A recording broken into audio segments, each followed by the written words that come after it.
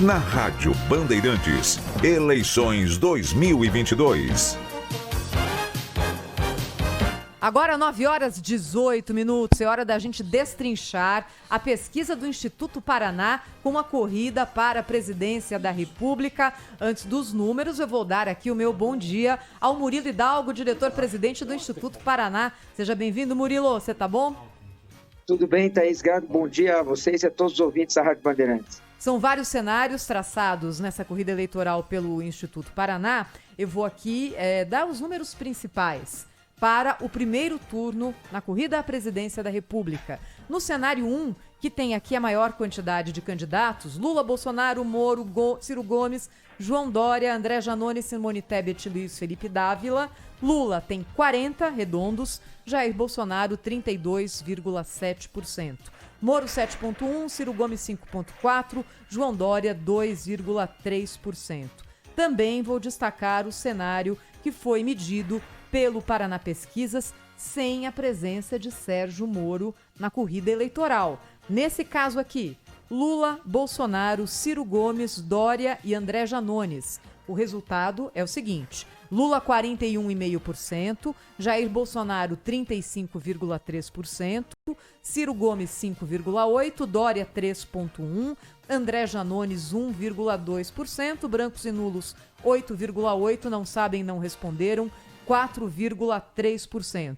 De forma geral, Murilo, o que a gente vê aqui ainda é a liderança de Lula, Bolsonaro subindo gradativamente e os votos que seriam de Sérgio Moro foram para onde na pesquisa da Paraná Pesquisa, Murilo? Olha, Thaís, os votos de Sérgio Moro, ele vai em torno de 30% para não sabe nenhum, o eleitor dele não vota em nenhum dos candidatos apresentados, em torno de 35% vota Jair Bolsonaro, em torno de 13% vota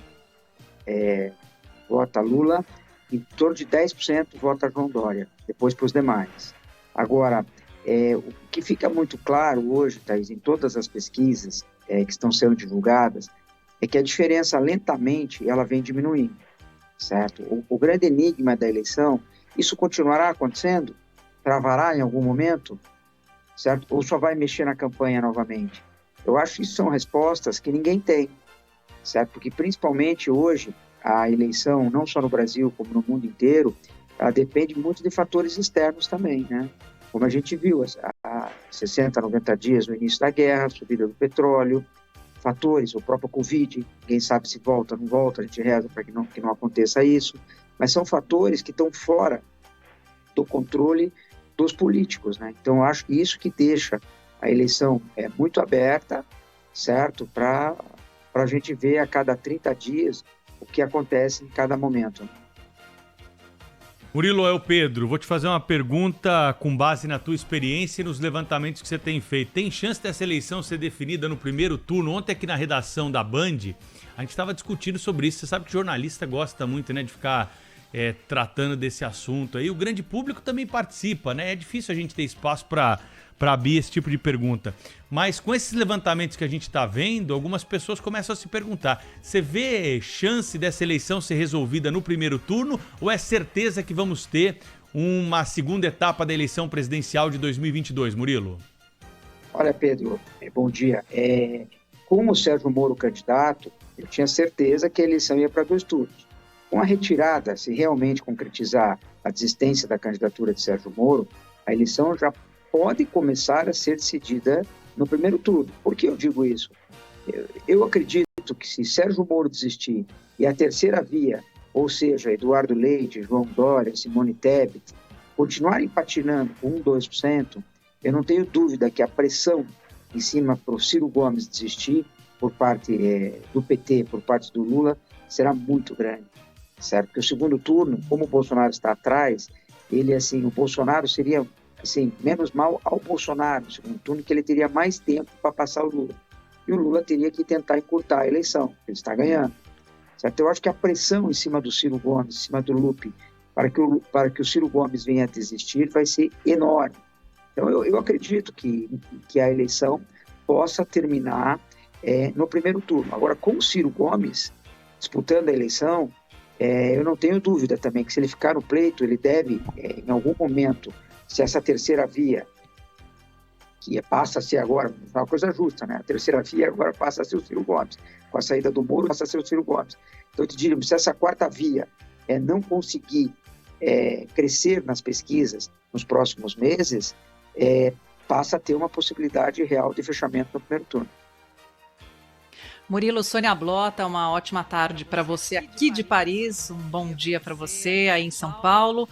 Aqui na França, nós vamos ter eleições no próximo domingo. E a inflação, que está afetando muito o poder aquisitivo da população, está afetando também o percentual de votos do atual presidente e candidato à reeleição, Emmanuel Macron. Eu gostaria de fazer um paralelo contigo e perguntar que no Bolsonaro também pode explicar ao eleitorado essa questão da inflação que corrói o poder aquisitivo. A economia, ela definitivamente, segundo as análises, ela é o ponto crucial dessas eleições? Bom dia, Sônia. Não tenho dúvida, a economia sempre foi, o bolso, né, como a gente diz, sempre foi o fator número 1 em todas as eleições. Eu não tenho dúvida que o bolso está pesando muito contra o presidente Jair Bolsonaro. Está pesando. Sabe? Por isso que eu te digo, quanto mais para frente for a eleição, mais chance de explicação e de recuperação da economia o presidente teria essa chance. Agora, não tenho dúvida, Sônia. O bolso hoje é o grande problema do presidente Jair Bolsonaro e com um problema maior. Ajudar você a fazer a fazer a extrapolação aqui que o Pedro começou. Pode não ter segundo turno. Eu pergunto, o que você ia, que é o Centro Democrático, que eu já estou quase chamando de Centrão Democrático, vai decidir em 18 de maio em Brasil. Alguma chance de, sem que haja facada, prisão de candidato, que são os dois que estão mais acima e já se foram influenciados negativamente ou positivamente por esse tipo de fato completamente acima e já se foram influenciados negativamente ou positivamente por esse tipo de fato completamente discussão política. Esse grupo consegue amealhar, seja pelo discurso, seja pela exposição, algo mais do que seus candidatos individualmente têm conseguido?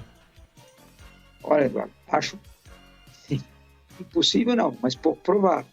A gente vem pesquisa, sai pesquisa mês a mês, dia a dia, a gente não consegue ver crescimento de Eduardo Leite, de João Dória e de Simone Tebet, certo? Com a saída do Moro, a União Brasil diz que não apoia o Moro, ele não entrou lá para ser candidato a presidente, então a gente tem que deixar o Moro de fora disso. Então, com esses três candidatos que eu te falei, eu acho... E tem uma resposta agora, Eduardo, que eu não saberia te dizer, mas é uma pergunta muito interessante. Vou fazer uma pergunta para vocês agora. O PSDB, certo? Qual é a situação real do PSDB? O Eduardo Leite, ele perdeu as prévias. Ele perdeu as prévias, ele tem direito de disputar a convenção? Ou ele não tem direito de disputar direito a voltar às convenções se ele perdeu as prévias? Essa decisão é do Bruno Araújo, essa decisão de quem é? Então tem mais esse problema, que pelo que eu sei, o João Dória é pré-candidato a presidente.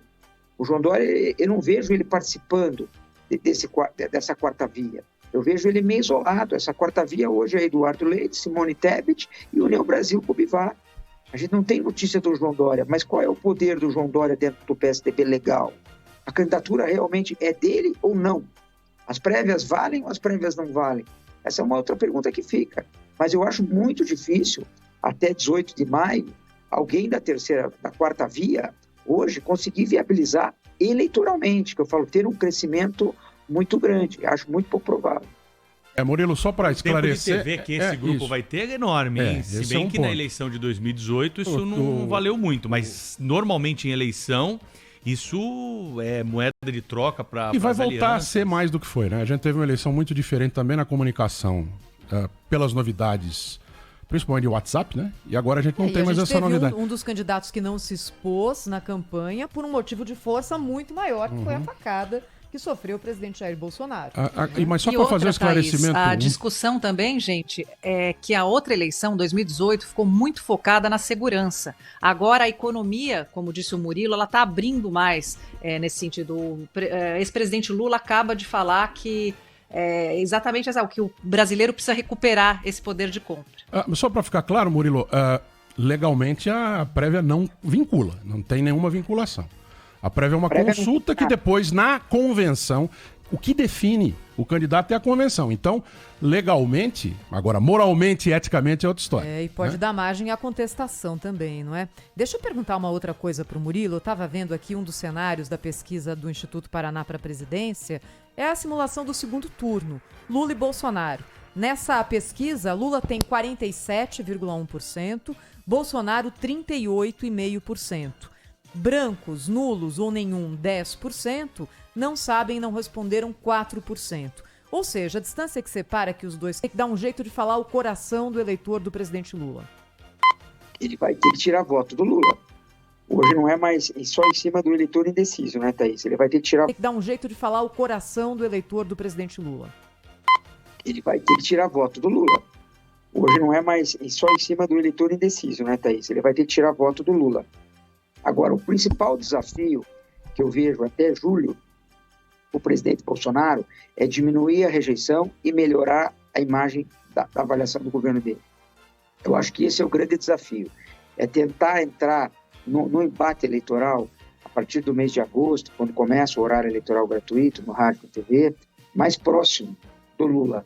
Porque a campanha não começou, Thaís. A gente, assim, de uma maneira geral, nós antecipamos demais. Então, está muito, muito, muito longe, certo? Muitas coisas ainda vão acontecer.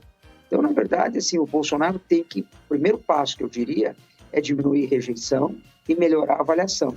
No segundo momento, tentar tirar esse eleitor do Lula. Porque no momento, com a rejeição dele, é muito difícil disso vir a acontecer nesse momento. Murilo Hidalgo, diretor-presidente do Instituto Paraná, conosco aqui. Quer fazer a última pergunta, Soninha? Só para fechar, Thaís, que o Murilo tocou num ponto importante, né, que é uma eleição de rejeições. Assim como a gente nota que eles estão em primeiro lugar, são as maiores rejeições e então corre o risco, né, Murilo, de você votar em um para aquele que você não quer, né, não entrar no poder. E o que eu quero te perguntar nisso, para a gente fechar, é o chamado pacote de bondades, que é o que o governo tem na mão. É a hora de usar ele bastante ou isso depende muito para onde o vento leva? Olha, Sonia, na verdade hoje está muito difícil de falar qual é o tempo certo, porque a gente não sabe as influências externas na eleição, o que vem de fora do Brasil, o que pode acontecer. Agora, com certeza, o presidente Bolsonaro tem que acelerar. Eu diria que ele tem que acelerar, ele tem que tentar chegar no período eleitoral mais próximo e com uma rejeição menor. O principal fato não é nem a intenção de voto. Eu acho que é uma imagem de um governo melhor e uma rejeição menor. Murilo Hidalgo, diretor-presidente do Instituto Paraná. Obrigada, hein, Murilo, pela conversa e por dividir os números aqui com o ouvinte da Rádio Bandeirantes. Pedro. Valeu, Murilo. Até a próxima, hein? São 9h32. Ontem, a Band se reuniu com representantes dos partidos do assunto debates. Já estão marcados os 2 debates que vão acontecer. O primeiro deles é estadual, para governo do estado, no dia 7 de agosto, toda a rede Bandeirantes de rádio mobilizada para nos estados reunir os candidatos ao governo do estado e trazer um debate para o eleitor. E no dia 14, o grande debate presidencial. Ontem os partidos políticos assumiram o compromisso de estar com os seus candidatos nesse debate, que vai ser, claro, televisionado, vai passar aqui também pela Rádio Bandeirantes para todo o país.